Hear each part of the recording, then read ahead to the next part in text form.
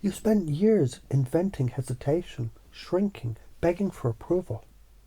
That's not weakness. That's craftsmanship. It's like being the world's best blacksmith. Except instead of forging swords, you've been forging chains for your own wrists. It's like being a master gardener.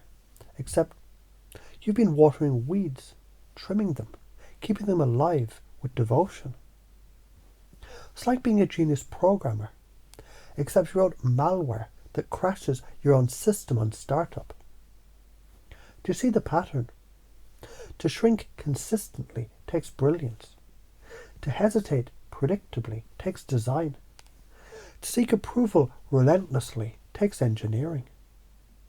And if you're smart enough to fuck yourself up this thoroughly, then you're smart enough to build yourself into something terrifyingly powerful.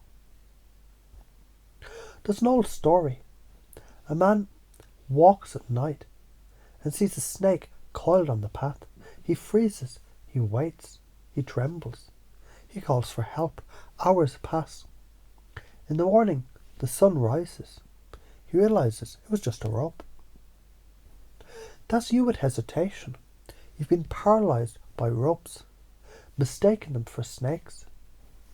Now imagine what happens when you realize you can coil that rope, tie it, swing it, lasso your future with it.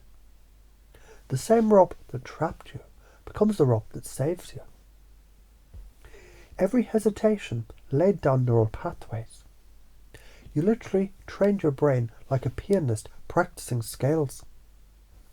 Neuroplasticity means you can rewire that same circuitry. Approval seeking, dopamine loop.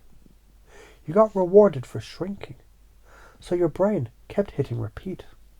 Flip that reward system. Start rewarding yourself for a task, for action, for building. Now your brain rewires toward boldness as naturally as it once rewired towards hesitation. Fear is just your amygdala doing its job.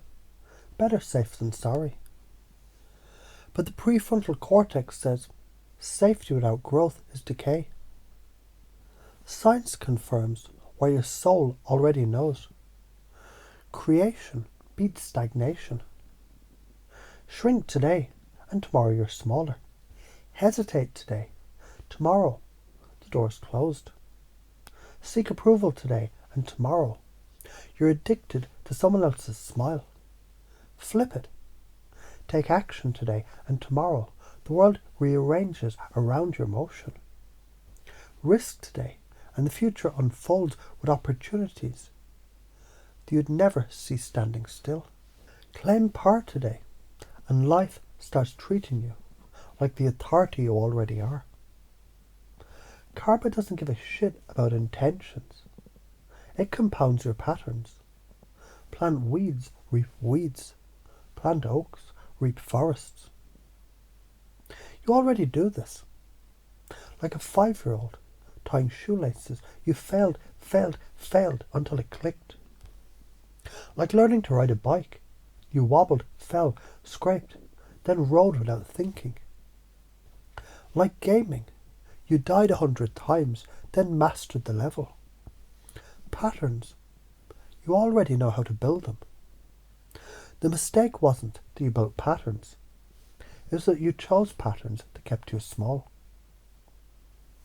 You don't have a hesitation problem. You have a pattern-making superpower aimed the wrong way. Seeking approval wasn't weakness. It was survival, belonging. But survival, it's obsolete now. Creation is the new game. Keep sabotaging, and 5 years from now, you're still in the same room, same job, same fear, same cage. Build instead, and 5 years from now, you've got art, love, empire, legacy. This isn't about confidence. It's about becoming a force of evolution instead of entropy. Next time you feel hesitation, take one tiny action, breathe differently, speak one word louder. Small hinge, big door. Fast forward 10 years. if you keep sabotaging, you'll be the bitter storyteller. I could have, I should have, but I didn't. People stop listening. Your body stiffens, your soul calcifies. Fast forward 10 years if you flip it. You're the one whose kids, friends, strangers whisper they're unstoppable. You're building, risking, laughing, leading. You're magnetic because you stopped waiting. You became dangerous in the holy sense. So why are you afraid? Because every cage rattle risks rejection. Because expansion threatens the roles the people trapped you in. Because your old tribe trained you to be small. So when you stand tall, they'll squint. But that's not danger. It's proof you're finally alive. Fear's not a stop sign.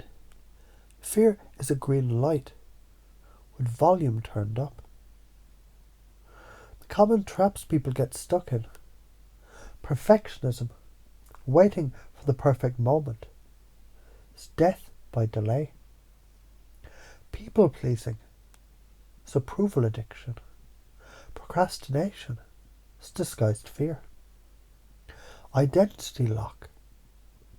I'm just not that type of person. These aren't flaws, they're habits. Habits, they're editable code. Confusion scrambles the old wiring. That's why paradoxes, hypnosis, laughter, they all work. They jam the system, open the gates. So if you feel disoriented right now, good. That's the door unhinging. Listen, life doesn't reward hesitation. It doesn't clap for shrinking. It doesn't give a gold star for approval seeking. It rewards motion. It rewards guts. It rewards the person who stands up and says, I'm done being small. You've been the engineer of your own collapse. Now become the architect of your rise. Because if you're clever enough to build bars, you're clever enough to melt them down into swords. If you're disciplined enough to practice self-sabotage daily, you're disciplined enough to practice self-creation. The only question is, where do you aim that genius? Start inventing patterns of action. Start rehearsing boldness, like you rehearsed fear. Start training risk, like you trained hesitation. Start worshipping creation, like you once worshipped approval. You already know how. You've been doing it all along. Now you just flip the direction of the river. And once you do, life fucking floods. So remember, if you spent years inventing ways to shrink, hesitate, and seek approval, you've proven you're a genius of creating patterns, which means you can just as easily invent new ones. Patterns of action, risk, power, creation. And you're clever enough to sabotage yourself so consistently. Imagine what happens when you point that cleverness towards building instead of breaking. It's not just possibility, that's inevitability.